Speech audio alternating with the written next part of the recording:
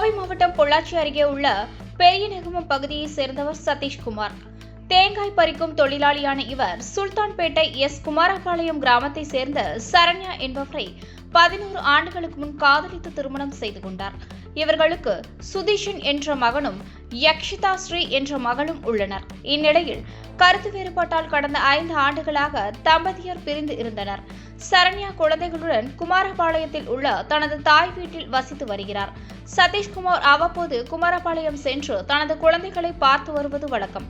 இந்நிலையில் சதீஷ்குமார் கடந்த 3ஆம் தேதி மாயமானதாக சரண்யா அளித்த புகாரின் பேரில் சுல்தான்பேட்டை போலீசார் வழக்கு பதிவு செய்து விசாரணை நடத்தினர். அதில் சதீஷ்குமாரை வதமச்சேரி வடுகுபாளையம் பகுதியைச் சேர்ந்த முருகன் தாக்கி காரில் கடத்தி சென்றது தெரியவந்தது. இதனையடுத்து முருகனை பிடித்து போலீசார் நடத்திய விசாரணையில் பல திடுக்கிடும் தகவல்கள் தெரியவந்தது. போலீசார் விசாரணையில் சரண்யாவின் பெரியம்மா மகளான சுகன்யாவின் கணவர் முருகன் என்பதும் முருகனுடன் கடந்த 5 ஆண்டுகளாக சரண்யாவுக்கு கள்ளத்தொடர்பு இருந்தது தெரியவந்தது. மேலும் கடந்த சில நாட்களுக்கு முன்பு சதீஷ்குமாருக்கு மனைவியின் கள்ளத்தொடர்பு குறித்து தெரியவர தனது மனைவியையும் முருகனையும் கண்டித்துள்ளார். இதனால் இருவரும் ஆத்திரம் அடைந்தனர். இந்நிலையில் கடந்த 3ஆம் தேதி மதியம் செஞ்சேரிமலையில் உள்ள டாஸ்மாக் மதுபான கடையில் முருகன் தனது நண்பர்கள் கட்டிட தொழிலாளியான திருப்பூரை சேர்ந்த கோபிநாத், வடுகுபாளையம் பகுதியைச் சேர்ந்த சிவலிங்கம் மற்றும் 17 வயது சிறுவன் ஆகியோருடன் மது அருந்தியுள்ளார்.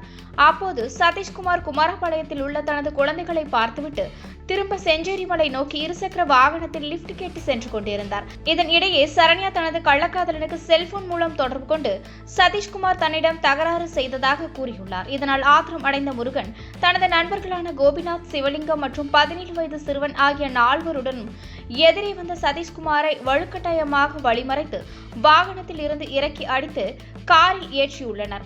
மேலும் தாக்கும் போது அவரது அலறல் சத்தம் வெளியே கேட்காமல் இருக்க காரில் பாட்டு சத்தம் அதிகமாக வைத்துள்ளனர்.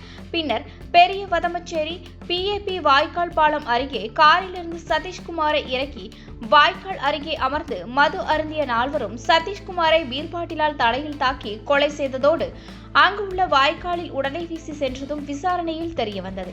இதனையடுத்து சதீஷ்குமாரின் உடலை தீயணைப்பு மற்றும் மீட்பு பணிகள் துறை வீரர்கள் மூலம் போலீசார் தேடி வந்த நிலையில் நேற்று திருப்பூர் மாவட்டம் பொங்கலூர் பகுதியில் நாககவுண்டன் பாளையம் பகுதியில் வாய்க்காலில் மிதந்த சதீஷ்குமாரின் உடலை மீட்டு பிரேத பரிசோதனைக்காக அனுப்பி வைத்தனர்.